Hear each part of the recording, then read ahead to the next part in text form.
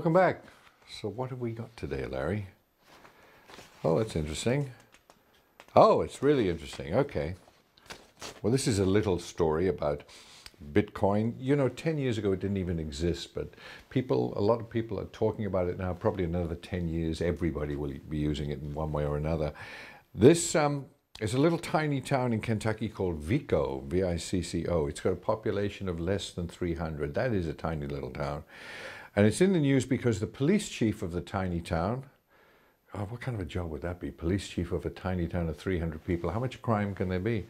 Anyway, he was in the news because he wanted to receive his compensation, his pay in Bitcoin. And guess what? The city complied. It's actually the first instance of a government entity being paid in e-currency. Maybe he's being called Chief Bitcoin. That'd be good, wouldn't it? Chief No. All right, never mind. Probably not. What value could Bitcoin realistically reach? People are estimating it will make it to around $3,000 by the end of 2017. It's been the top performing currency in the world in 6 of the past 7 years. Gone from 0, and now today, when I last looked, it was just under $1,200.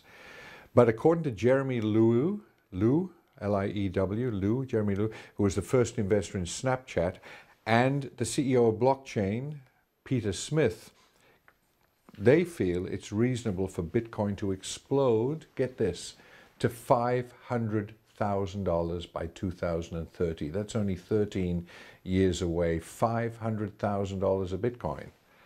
That means that I would be able to go into a very nice nursing home by the time 2030 comes around. My children, my sons will be very happy. They'll be worth a fortune. They based it on Bitcoin-based remittances, because electronic money transfers to foreign countries have almost doubled over the past 15 years. Expats send money home, have found in Bitcoin an inexpensive alternative, and we assume that that percentage will increase greatly. There are about $50 billion gets remitted from the United States to other countries around the world. 27 billion of that is going to Mexico. So when there was, 5 to 10% is being paid out to Western Union and banks and MoneyGram, people like that. When more people learn about Bitcoin, they're going to adopt it obviously in a heartbeat. Another reason they believe is mobile penetration. They believe the percentage of non-cash transactions will climb from 15% to 30% in the next 10 years as the world becomes more connected through smartphones.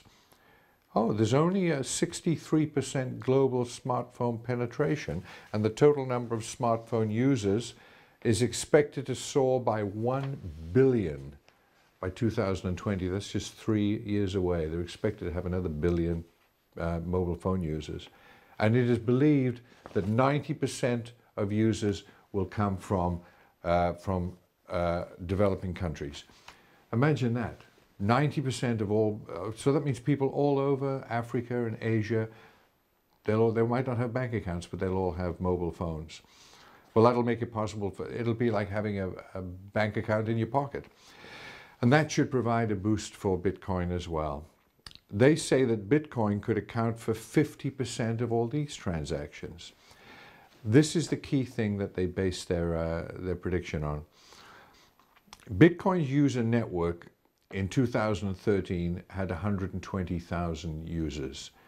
By 2017, that had grown to 6.5 million users. 4 years, 120,000 to 6.5 million. That's about 54 times what it was in the beginning. At that rate, in 2030, they're saying that there would be 400 million users, which is, what's that? It's around a third of the Chinese population, I think, isn't it? Pretty close. Or 5% of the global population. Can you imagine? 13 years, 400 million users. That's pretty considerable. So, could be exciting. Even to see what it's worth in 5 years is going to be very, very exciting. You need to get some Bitcoin if you don't have it yet, folks. And if you want to find out how you do that and how you make money out of it, all sorts of ways, just go to bitnews.us. That's all for today. Thank you so much.